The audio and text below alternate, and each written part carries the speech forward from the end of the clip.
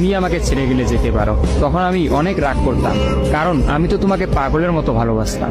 তুমি নেই এরকম কোনো পৃথিবী আমি কল্পনাও করতে পারতাম না। অথচ দেখো, আজ অন্য কেউ হচ্ছে আমার স্বামী। রোজ তার সাথেই আমাকে ঘুমাতে হয়, ঘুম থেকে উঠে তার মুখটাই আমাকে দেখতে।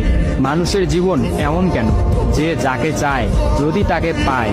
প্রকৃতির তাতে কি এমন আসে যায়? কেনই বা প্রকৃতি তাদেরকে কাঁদায়? হুট করেই সবকিছু হয়ে গেছিল, তাই আমি ইচ্ছে করেই তোমার সাথে যোগাযোগ বন্ধ করতেই আমার নাম্বারটা বন্ধ করলাম। বিয়ের দিন ভাইয়ের ফোন হাতে নিয়ে আমার ফেসবুক আইডিটাও ডিলিট করে দিলাম। তুমি অনেক কষ্ট পেয়েছো আমি জানি, যার সঙ্গে সারা জীবন কাটাবো ভেবেছিলাম তাকেই শেষমেশ কষ্ট দিলাম।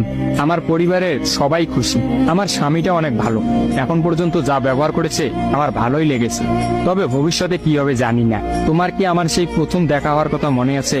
তবে সেটাই যে প্রথম দেখার, সেটাই যে শেষ দেখা হবে, এটা কখনোই ভাবতে পারি। আসলে মানুষের চিন্তার বাইরে যে কত কিছুই